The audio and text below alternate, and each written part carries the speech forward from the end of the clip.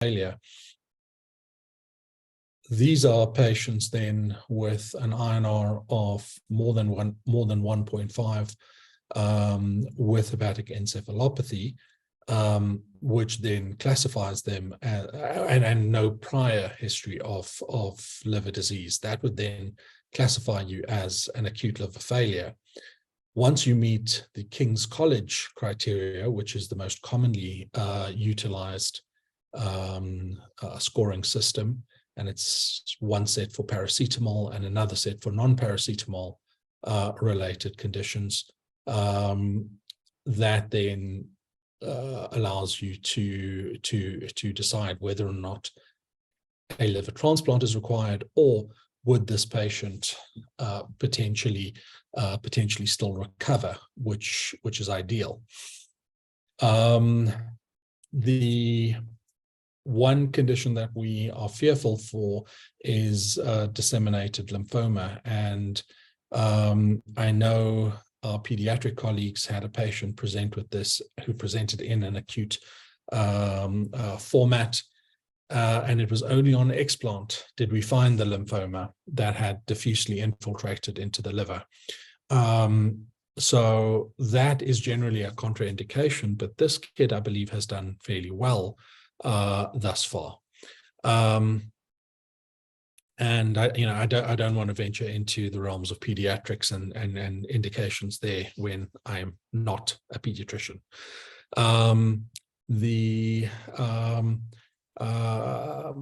In terms of getting your specific patient across, ideally we would want someone that is HIV negative.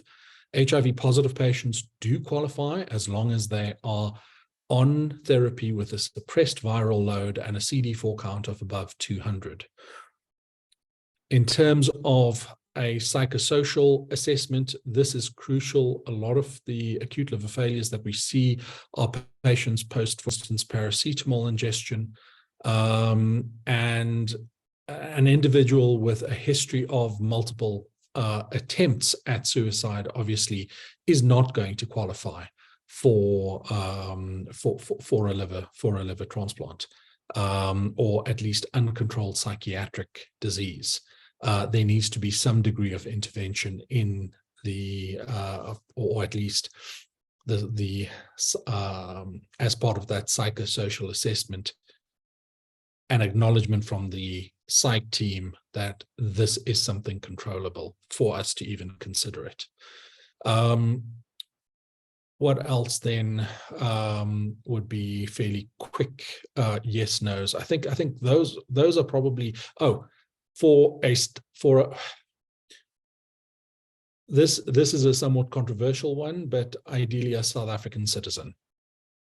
So this is especially a hard case from the state sector.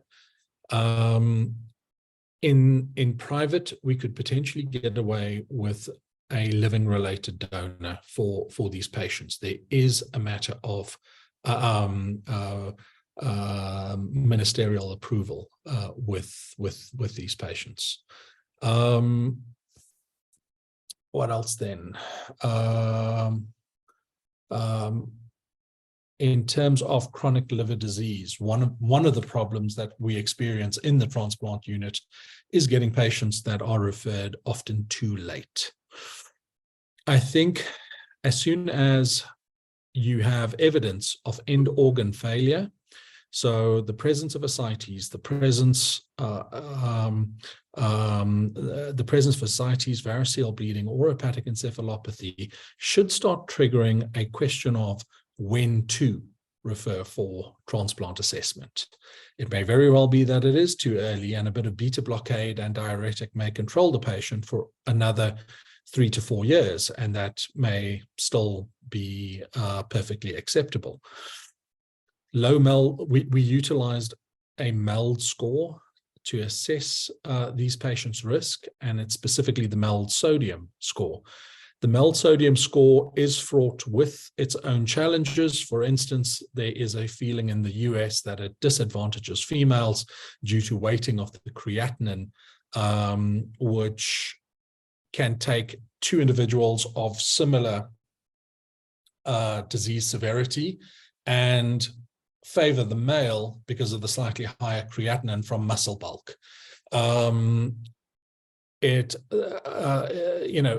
creatinine is also has racial disparities, as I think it was June Fabian had published her series on Southern African kidney disease, and I think that was in Nature somewhat recently.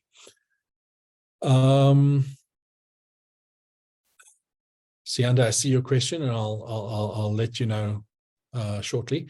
So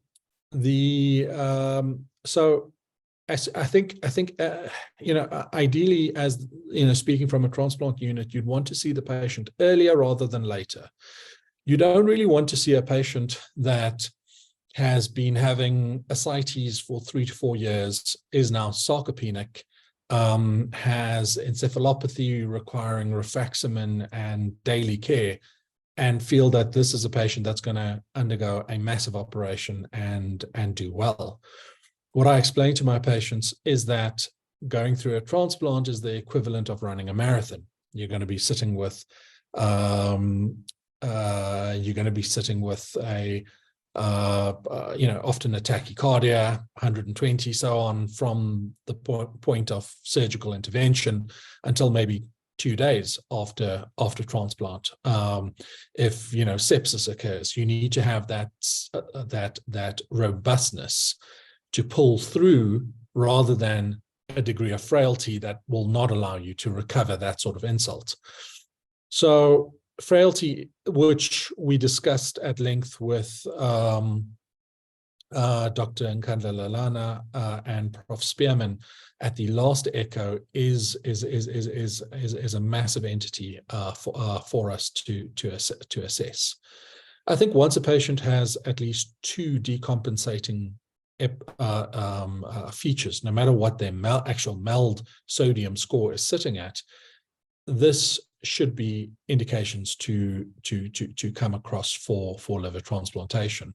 Spontaneous bacterial peritonitis has a 40% 2-year mortality. So again, this is something that pushes up your risk, and certainly makes us feel that we want to transplant you sooner rather than later. The presence of a combined, for instance, if you just have one decompensating feature, such as a single variceal bleed, not on any beta blockade, not on any therapy, you're probably talking about a survival, 2-year survival rate of mid 20%. Mortality rate of mid 20%. 2 episodes start pushing that up, and you can almost double that, such that your 2-year mortality rate sits over 50%. If you have all 3 decompensating features, your 2-year survival rate, and especially with grade 3 or 4 encephalopathy, that goes well over 80%. So this, the accumulation of features of failure does certainly count. In terms of alcohol is one of those causes of chronic liver disease where, unfortunately, South Africa still follows the 6-month sobriety rule, and we still do not transplant acute ethanol-related hepatitis. If you've managed a patient with acute ASH, it is a very different phenotype to patients with simple chronic liver disease, and is almost a feature, is a form of acute on chronic liver failure. I know Modise has some of this information in his presentation, so we can possibly chat a little bit about ACLF shortly. Alcohol. So we do still have a 6-month sobriety rule, and definitely vigorous psychosocial assessments to assess whether or not this patient has the means to stay sober, or will this patient be like a famous soccer player or famous local politician who we'll just basically look at it as got a new one and let's take it out for a test drive. The survival of these patients with alcohol-associated liver disease, funnily enough, post-liver transplant, if they remain sober, is excellent and probably sits up with them being some of the best performing patients to transplant. As long as they stay sober, and this is one of the reasons why internationally there's been a push to transplant patients with acute episodes of alcohol-associated hepatitis. Your other causes of chronic liver disease, autoimmune hepatitis, and your various autoimmune liver conditions are a problem, because these are conditions where the original disease can recur. Not that NAFLD-NASH isn't one of them, and please remember that the new nomenclature has come out as of this weekend. So have a look at those articles in Journal of Hepatology and Hepatology published concurrently. A whole bunch more, various different criterions, as well as taking in your alcohol components of varying degrees. So the autoimmune liver patients in our series do have a poorer outcome. Whereas the majority of our patients are sitting with 5-year survivals of approximately 80%, the 5-year survival on patients with acute autoimmune hepatitis, or not acute, but autoimmune hepatitis, are sitting at, I think it was around 70%, and those who reject and then have a complicated course and develop what we call steroid refractory rejection, that survival is as low as 25% at 5 years. So, which is shockingly low, and is certainly an area that we is of focus for further research that we are currently busy with at present. In terms of transplanting for malignancies, we utilize both the Milan criteria is the most widely recognized and has been associated with best outcomes.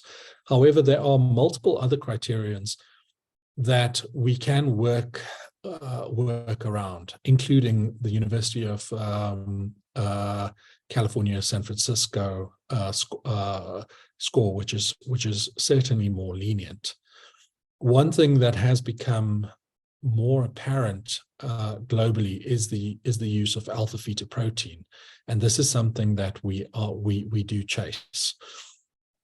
Patients who have tumors that are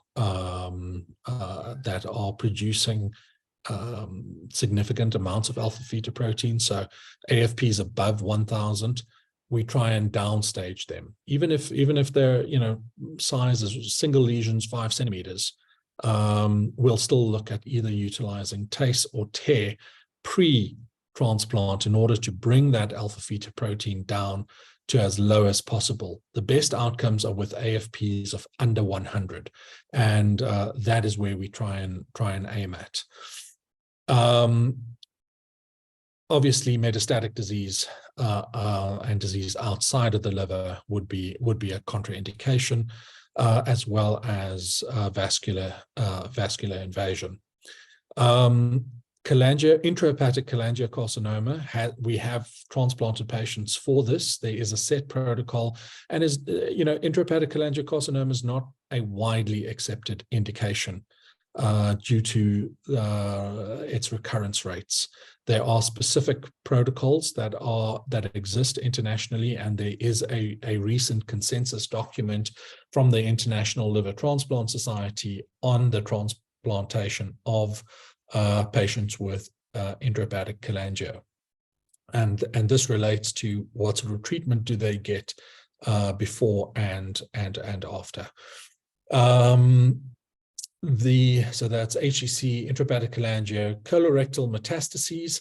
These are patients that would be considered for liver transplantation as long as their disease burden is low.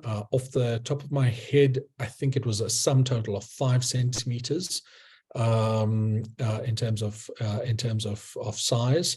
A CEA of less than 80 with stable disease for at least 1 year and preferably 2 years. These patients should also be BRAF negative and KRAS negative in terms of their workup. Preferably, left-sided tumors do better than right-sided tumors in terms of recurrence. Recurrence with colorectal metastases is horrible because, with the immune suppression that they get, the disease progression is rapid and fatal within a very short space of time. I'm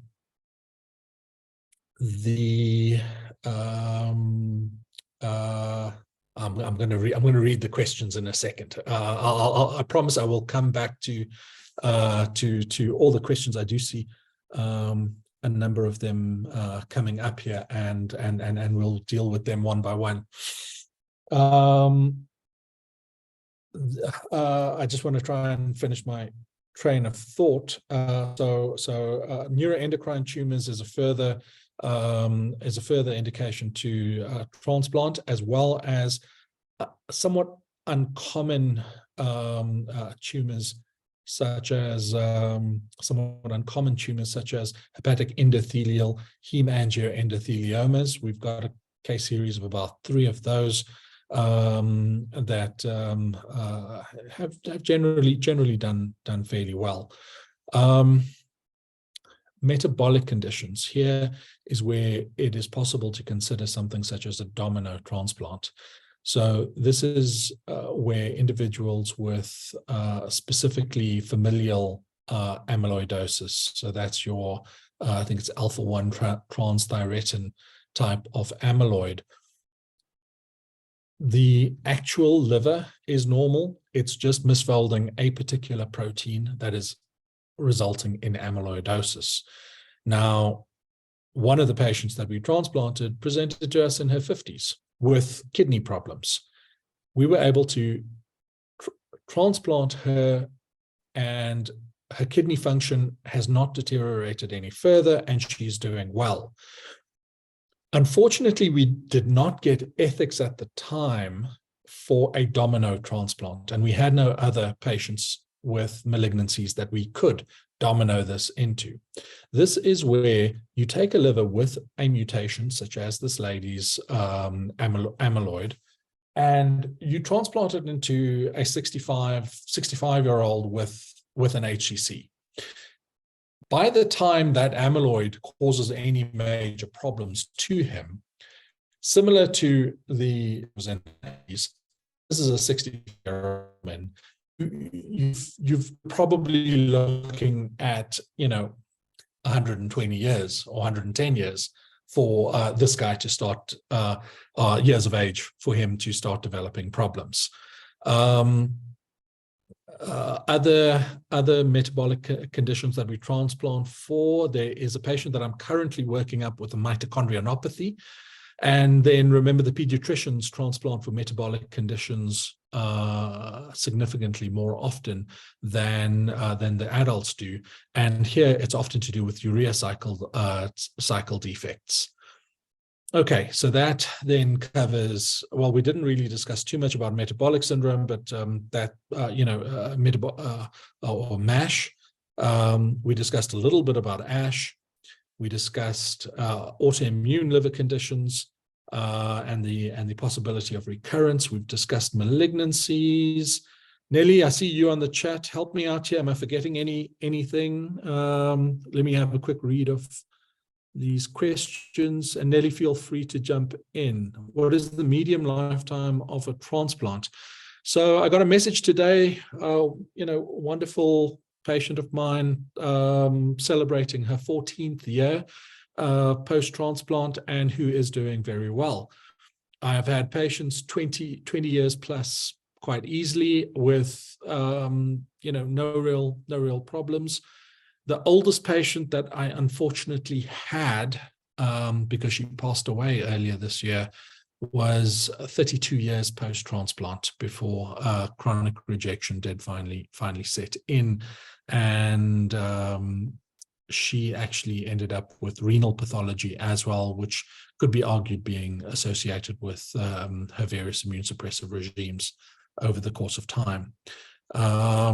Please also briefly comment on patients presenting with acute liver failure and no obvious etiology needing transplantation. I think, Sianda, I wouldn't labor a diagnosis where you have already, a pinpoint diagnosis where you've already diagnosed the fact that the patient has acute liver failure and is deteriorating rapidly. This is where, things such as transplanting a patient, this child with lymphoma can happen, because you don't have time to do all your investigations and wait for all your pathology and so on. A lot of time, acute liver failures are diagnosed almost retrospectively. How often do you see fulminant drug-induced liver injury or herbal remedies inducing liver injury needing liver transplant in South Africa? I think, as Neliswa has pointed out, that this is a very common cause of liver injury, and needing liver transplantation. Where you talk about a fulminant injury, yes, we would consider these patients for a transplant. And if a liver is available for them, or if we have capacity to do a living donor transplant on them where they meet requirements in terms of your King's College criteria, we would strongly look at it. Just one further point with the criterions that we do look at, we also closely follow the factor 5 and the Clichy criterion for listing in acute liver failure. So that would be a factor 5 level of under 20% in a patient under 30, or above 30% in a patient older than that. VGs, can you speak to portopulmonary and hepatopulmonary syndrome as relative contraindications concerns? So hepatopulmonary syndrome, and here I have to consult my references. Hepatopulmonary syndrome is actually one of the conditions that you can apply for MELD exception points and boost a patient up to the top of the list as an urgent transplant once they have hepatopulmonary syndrome, because the only thing that's going to eventually reverse that would be the liver transplantation. In terms of portopulmonary hypertension, this I think we see somewhat more often. Portopulmonary hypertension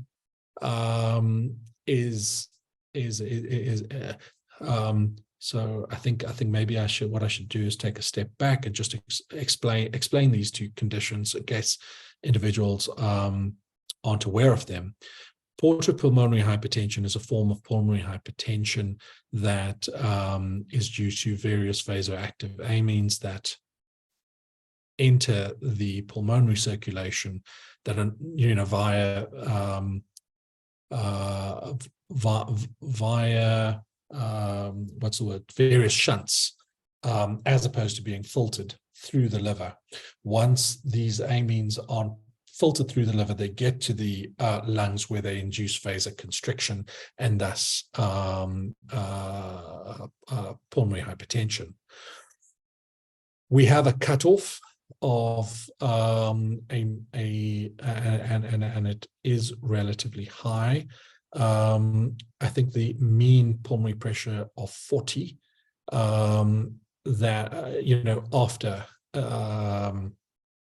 after treatment with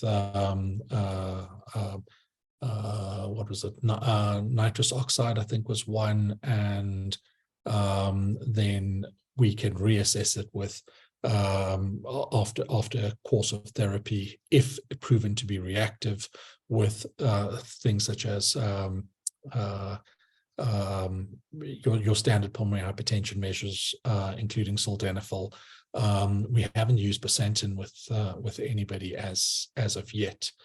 Hepatopulmonary syndrome is somewhat more different. This is where patients experience things such as orthodeoxia and platypnea.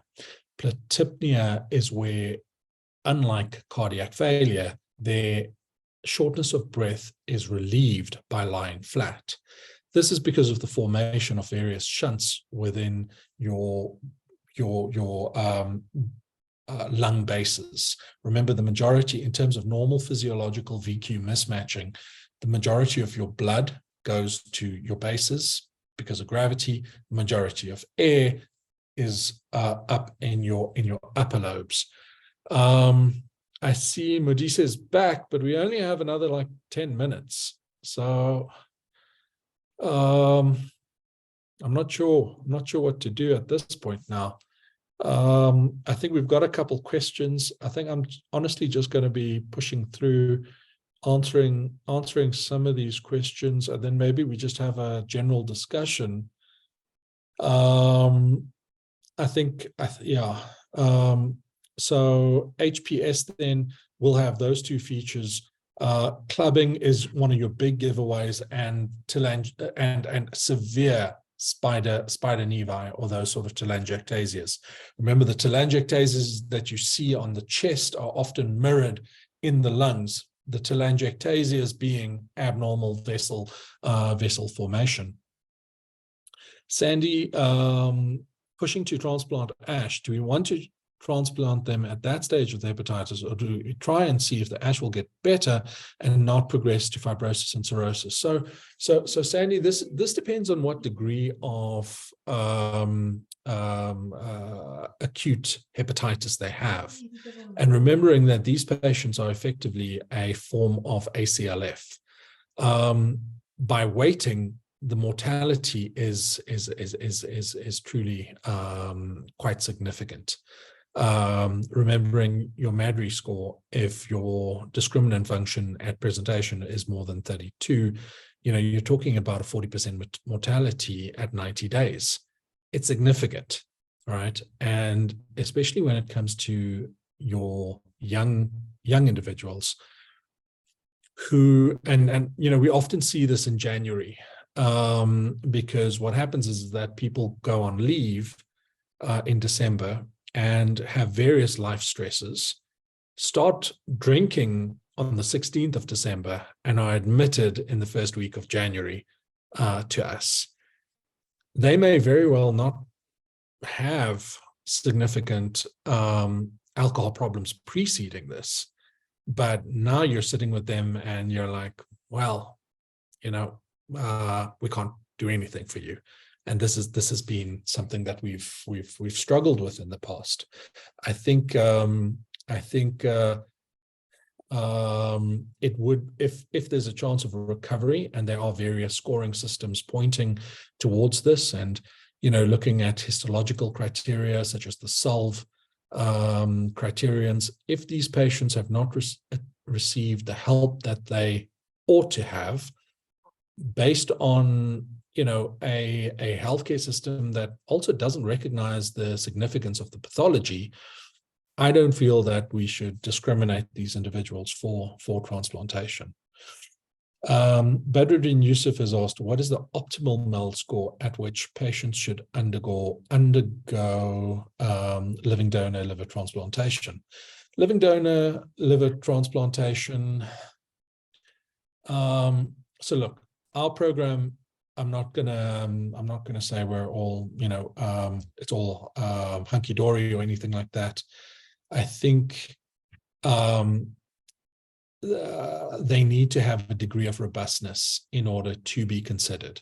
So where you have patients that are on the trajectory towards transplantation, I would want to have them transplanted at somewhat lower MELDs as a bias without any scientific backing in our unit at the moment. And that's this is just my personal preference, because I feel that they need to be able to take a few hits. Okay, things such as bile leaks, things such as various anastomotic issues, things such as cut surface pathologies can occur, and they need to be able to ride those out and get out at the other end. Having said that, then it is important to look at your MEL score and kind of what that's then predicting. At our center, you're looking at a 1-year survival of just under 90%. I think it was 88%. You need to weigh that up with what the patient's MELD is telling you. And at a MELD of around 10, 11, you're probably better off keeping your own liver at that stage. Once you start creeping up above the 12 mark, that is where your chance of long-term survival starts becoming impinged, and transplantation should be on the table for you, whether it be cadaveric or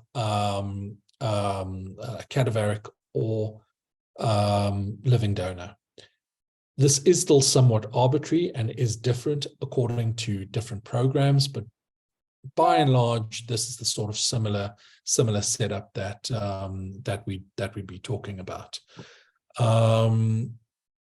Absolutely, to what Dr. Kokela is saying in terms of survival, depending on multiple factors, indication and underlying etiology. A patient with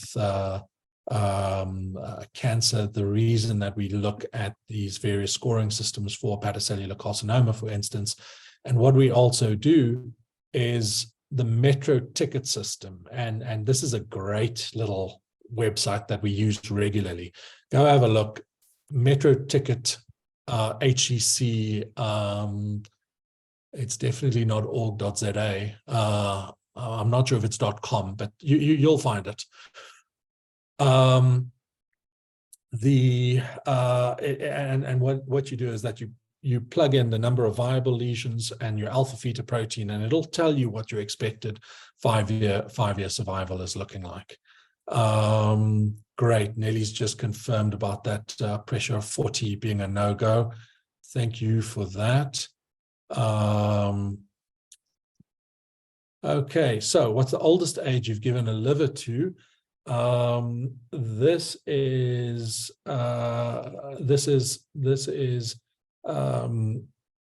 I think the oldest individual was 75 years old. And I know some of you are going to absolutely gasp at that number.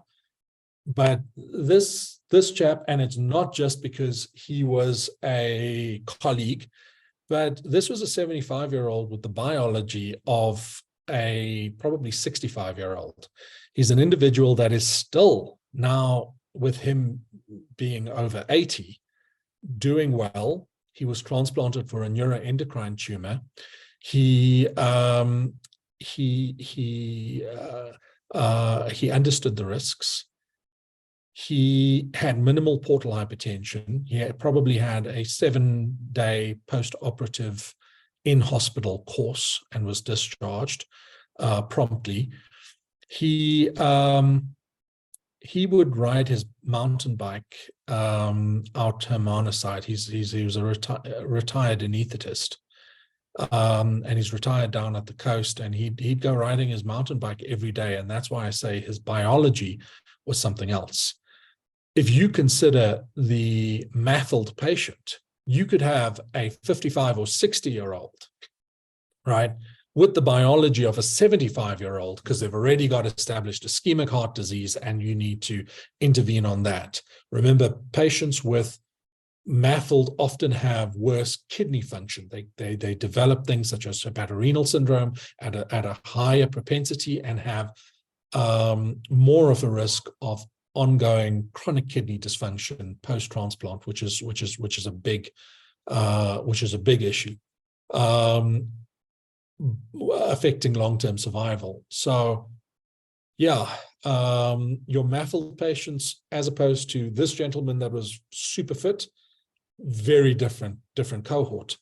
But let me just see what's the rest of the question. Also, got those MAFLD patients really troubled by HE despite rifaximin. Do you ever use age to say nope? So yeah, I think that then counts. That then is kind of it. It all depends on what your chronological age is. I think despite rifaximin, maybe have a look for any other forms of shunts, and if they, to look at maybe shutting those down, and seeing, especially if not troubled by ascites or varices. Guys, 7 p.m. Modise. Hi, Bilal. Hey, sorry, man. Apologies. Yes. Sorry. You owe me one. I do. Hey. You owe me Interesting. one. All right. Guys, anyone want to open up? Just maybe put up your hand and ask anything further. Modise, I'm not sure how much you caught. Was there anything else that you particularly wanted to point out? The slides, as you notice, the slides are there's a lot. Obviously, I would have talked about the Wilson's, fulminant Wilson's. Oh yes, that's a nice one. Yes. That's can you share it just in terms of acute liver failure and a rapid Wilson's diagnosis? Go for it. Share that. Can you share that one? Because I sent the slide through to Karen, she should be able to show from that side. I don't know if you can share that on fulminant Wilson's. Can she say? Karen, are you still around? I'm just starting to share the screen.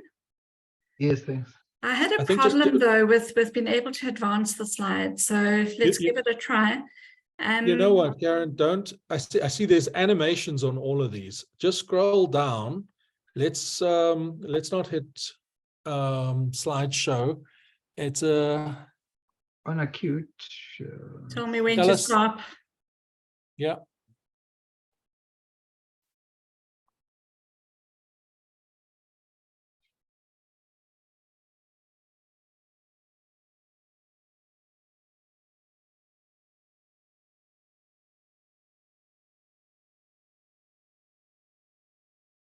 So essentially, when you have a Coombs negative hemolytic anemia in a patient with, I think this was 69, slide 69, I think. Where you're suspecting acute liver failure. I think go one down. Okay, there we are. Right. Up again? No, this is it. This is it. You're looking at your ratios. Yeah. I think that is, let's go one down and stay here. All right. So remember, in acute liver failure, your ceruloplasmin is often already low because it's being produced by the liver. Your urinary copper may very well be very high because you've got massive hepatocyte necrosis. So, you get a lot of false positives. But what they did look at is your ratio of ALP to total bilirubin. And please remember that this less than 2, I know, is in your American unit. So I think that's milligram per deciliter. So be sure to just convert. And then your ratio of AST to ALT. And I think that is also more associated with the frank hemolysis, right? And, when you couple both of these two scoring systems together, you do get quite a significant sensitivity and specificity in the correct context. So be careful about just ordering things such as ceruloplasmin and in an acute liver failure patient, you're not really going to be able to get a slit lamp exam all that easily. 4 other questions here. I see Badruddin has, you talk about the full, again, Wilson's disease. Okay, so that was the Wilson's disease then. Would he say anything else before we sign off? No, I think it's fine. It's okay. I'm sorry, I apologize profusely. I don't, the internet this side was just so bad. The computer just let me down. Sorry, everybody. Apologies. Right. Okay. No, I think we still managed to have a good discussion. I hope everyone managed to get something from it. I think try and where you are presenting, try and log in a little bit earlier just to make sure everything's okay, and have your presentations through to your facilitator early enough. Okay. Thanks, everybody. Have a good night. Thanks, Bilal. Thanks so much. Cheers then.